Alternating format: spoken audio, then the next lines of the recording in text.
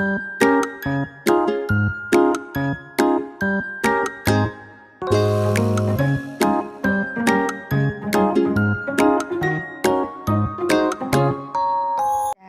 sejahtera.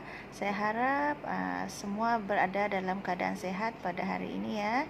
Saya JM Mazinawati, bertugas di Klinik Kesehatan Kuala Lawas. Okey, sebelum tu saya ingin mengucapkan ribuan terima kasih kepada pihak sekolah SK Kuala Lawas kerana memberi kepercayaan kepada saya untuk berkongsi sedikit ilmu pada hari ini berkaitan dengan pemakanan sihat dan seimbang. Okey, dalam penyediaan makanan kita pada setiap hari, kita perlu pastikan dalam menu kita tu terdapat pelbagai sumber makanan yang diperlukan untuk proses pembesaran badan. Semuanya kita dapat lihat berpandukan dengan piramid makanan lah.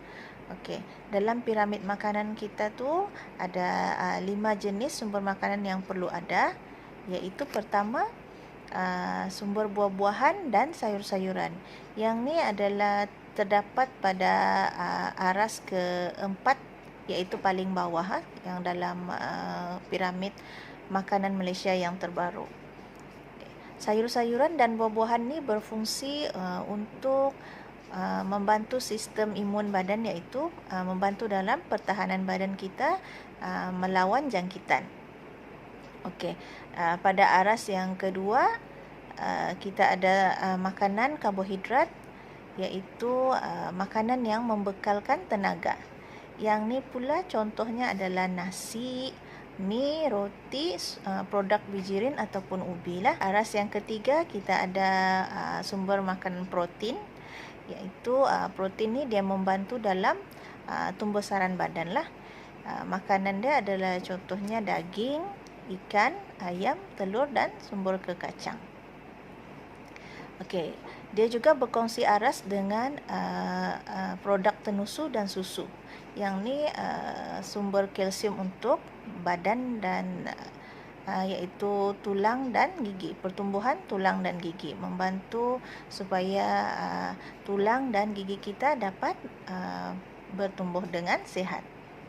Okey, pada aras yang paling atas sekali pada piramid makanan ada sumber makanan seperti lemak, minyak, gula dan garam lah, yang mana kita disarankan agar menghadkan penggunaan atau pengambilan makanan yang membekalkan lemak, gula dan garam.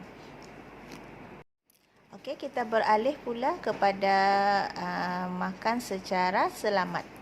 Selain memastikan anak-anak kita dapat makanan yang sihat, seimbang, kita perlu juga ajar anak-anak kita cara-cara untuk mengenali makanan yang rosak, supaya anak-anak kita dapat makanan yang selamatlah untuk dimakan.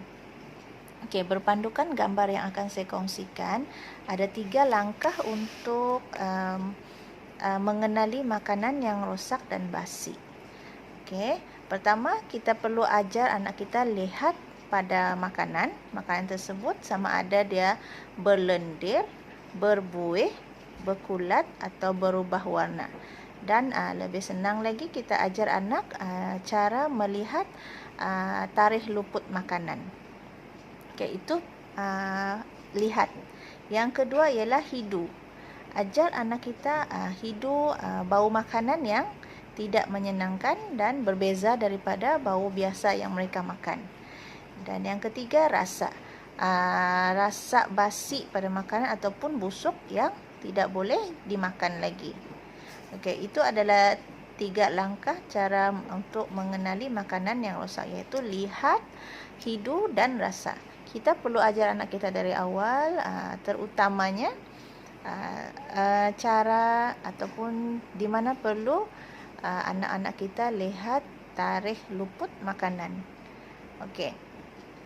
Dan seterusnya ialah kita kena ajar anak untuk membasuh tangan sebelum dan selepas makan. Saya percaya semua kanak-kanak di prasekolah ni telah didedahkan dari dengan 7 langkah membasuh tangan yang betul. Okey, di sini saya sertakan jugalah gambar 3 langkah kenali makanan yang rosak dan 7 langkah membasuh tangan dengan betul. Okey, sebagai kesimpulan daripada topik yang telah saya kongsikan, saya harap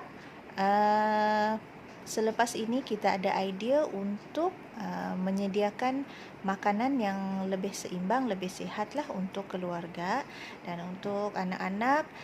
Saya harap selepas ni kita kena belajar cara kenali makanan rosak, cara cucian tangan dengan betul, dan kita kena tahu apa yang perlu kita makan dan apa yang kita perlukan untuk membantu tumbuh sarang kita supaya berada pada tahap yang baiklah atau optima.